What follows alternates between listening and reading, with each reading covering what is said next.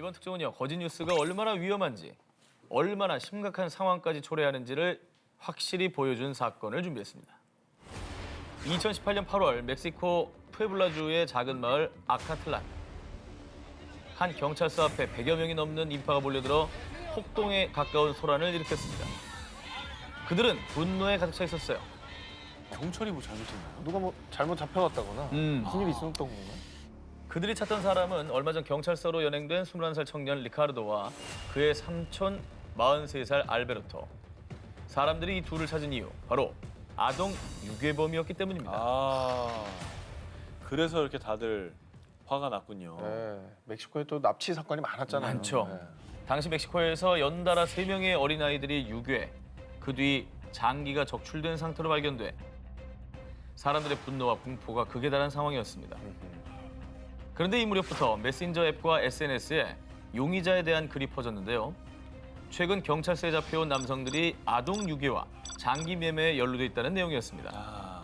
그런데 사건의 진상이 밝혀지기도 전에 주민들은 경찰서에 침입해 두 남성을 끌고 나왔고요. 이 둘을 잔인하게 폭행한 뒤 심지어 그들의 온몸에 휘발유를 뿌린 뒤 불을 붙였습니다. 어머. 아니 일단 근데 이게 밝혀진 게 없었다고 지금 하지 않았었나요? 그렇죠. 근데 저렇게 한 거예요? 결국은요, 경찰도 이 폭동을 막지를 못했어요. 그래서 리카르도와 알베르토는 잔인하게 살해당했습니다. 자, 그런데 얼마 뒤 충격적인 진실이 세상에 드러나게 됩니다. 역시 그들은 아동 유괴범이 아니었어요. 아, 이거 뭐야. 조카 리카르도는 삼촌 알베르토의 일을 돕기 위해 아카틀란 마을에 방문했다가 이웃 주민들과 사소한 다툼으로 연행된 거였습니다. 아, 조사 결과 이 모든 건 마을 주민인 마르티네스라는 남성을 주축으로 퍼진 거짓 뉴스에서 시작된 비극이었습니다. 그는 SNS에 거짓 정보를 올리고요. 지금 납치범들이 저 안에 있습니다. 라며 사람들을 선동. 심지어는 휴대전화로 현장을 생중계하기까지 했다고 합니다. 저게 저 중세시대 마녀사냥하고 뭐가 달라요, 저게? 저게 무슨 똑같죠? 아니 아, 참. 무슨 억하심정으로 저런 일을 벌인 거죠? 이에 경찰들은 두 사람은 아동 유괴범이 아니라고 수차례 설명했지만 주민들은 거짓 뉴스에 현혹돼 폭동을 일으킨 거였습니다. 한편 생계 때문에 미국에서 일하고 있던 리카르도의 엄마 마리아는 이 소식을 접하고 아들과 시동생이 처참히 죽어가는 모습을 생중계로 지켜봐야 했습니다. 제발 그들을 해치지 말아주세요. 죽이면 안 돼요. 그들은 유괴범이 아니에요. 이렇게 끊임없이 댓글을 달았지만 이 비극은 결코 막을 수가 없었습니다. 아, 너무 무서운 얘기다. 아 어떻게 이걸 받아들여야 할지 모르겠네요. 자, 현재 푸에블라주 당국은요, 살해 범행을 선동한 혐의로 용의자들을 수사 중에 있다고 밝혔고요. 또 멕시코 정부는 이 안타까운 사건을 계기로 가짜 소셜미디어 메시지 확산에 대해 경고하는 정보 캠페인을 실시하고 있다고 합니다.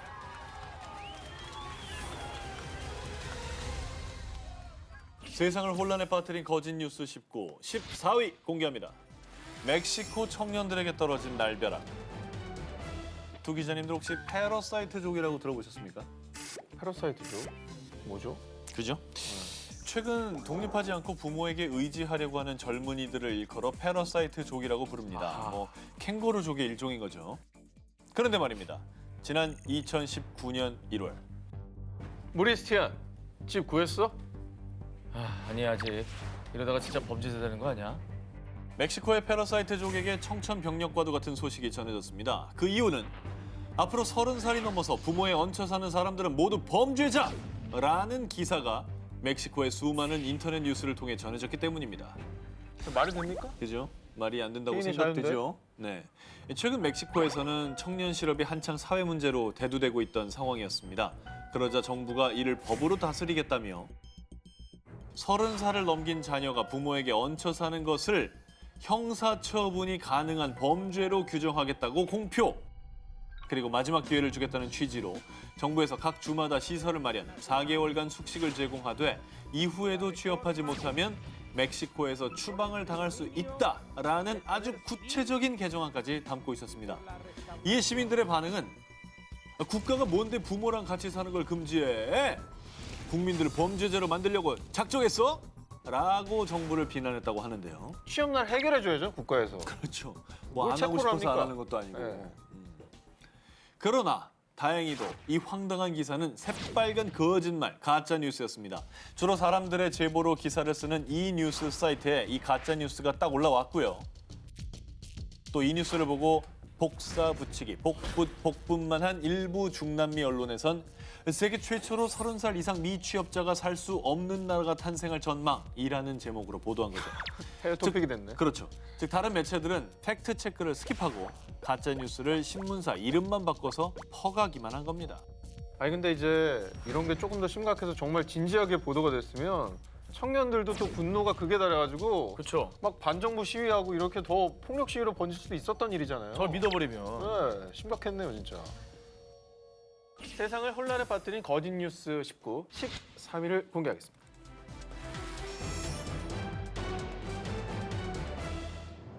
(2018년 9월) 규모 7.5의 강진과 쓰나미로 뒤덮인 인도네시아 술라웨시 섬. 그중에서도 큰 피해를 입은 팔루시 전체는 온통 흙더미에 묻혀 사망자가 무려 1,400여 명이나 됐고요. 아이고. 그곳은 생지옥 그 자체였습니다. 아이고. 그런데 지진과 쓰나미가 덮친 지 일주일도 채 안 돼서 곧 규모 8.1의 강진이 추가 발생할 거라는 비보가 퍼지자 아비규환 그 자체가 됐고요. 아이고.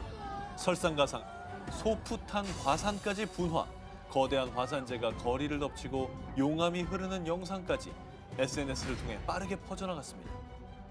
저것도 가짜는 아니겠지?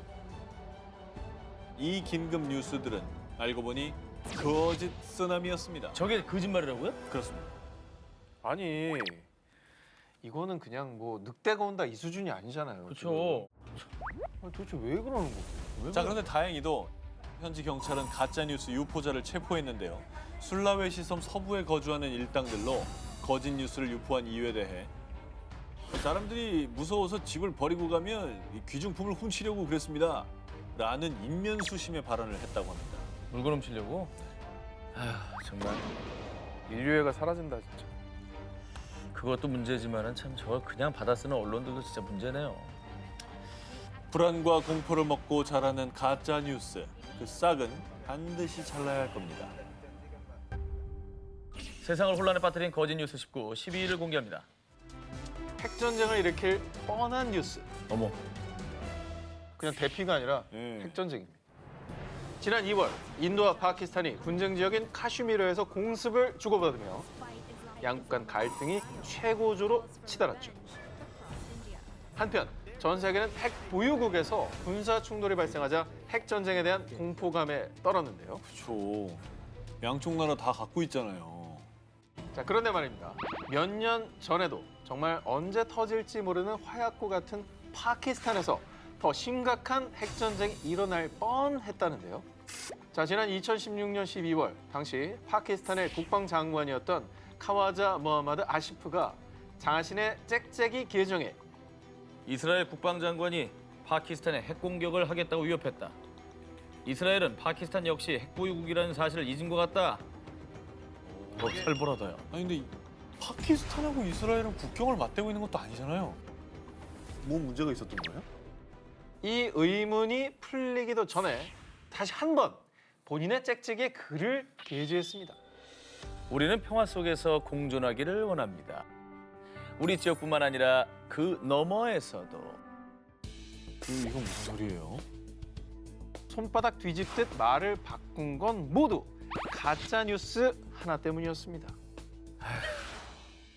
이스라엘 국방장관 모세 아얄론은 파키스탄이 시리아의 지상 병력을 파견할 경우 파키스탄을 핵 공격으로 파괴할 것이다라고 발언을 했다라는 기사였습니다. 그러니까 기사 보고 열받으신 거네. 네. 예. 자, 이후에 국민들은 아유 국방장관이라는 사람이 가짜 뉴스도 구별 못하고 말이야 라고 그를 향해 비난의 화살을 던졌고요. 자, 그도 그럴 게 기사 속 모세 아얄론, 이 이스라엘 국방장관으로 언급된 사람은 이미 사퇴를 한 전 장관의 이름이었습니다. 에휴. 야, 이거는 장관 경질감 아닌가요? 이렇게 너무 경솔하게 행동한 거. 그렇죠. 경질감이죠. 어떻게 보면. 그리고 확인 결과 A 뉴스 사이트는 트래픽을 올려서 광고 수익을 얻는 가짜 뉴스 사이트로 확인이 됐었던 거죠. 에휴. 자, 가짜 뉴스에 낚여 한순간에 전 세계를 핵전쟁의 공포로 몰아넣은 사건이었습니다. 나 해킹 당했다고 할까? 막 이런 고민했을 것 같지 않아요? 창피하니까. 저 미안한데 해킹 당한 거예요. 세상을 혼란에 빠뜨린 거짓 뉴스 19. 이번에 11위 공개합니다.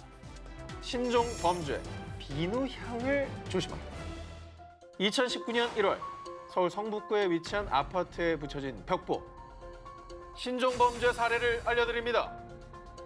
자, 사람들을 공포로 몰아넣은 신종 범죄는 바로 비누였습니다. 비누? 공고한 내용에 따르면 스님으로 위장한 강도가 집집마다 다니며 시주님 비누 향이 아주 좋습니다. 한번 맡아보시고 구매해 보세요. 어허.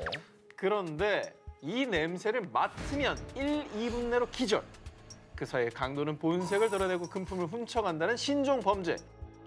아니 사비는 이거 봤어? 아유, 세상에 정말 집에 있기도 무서운 세상이야.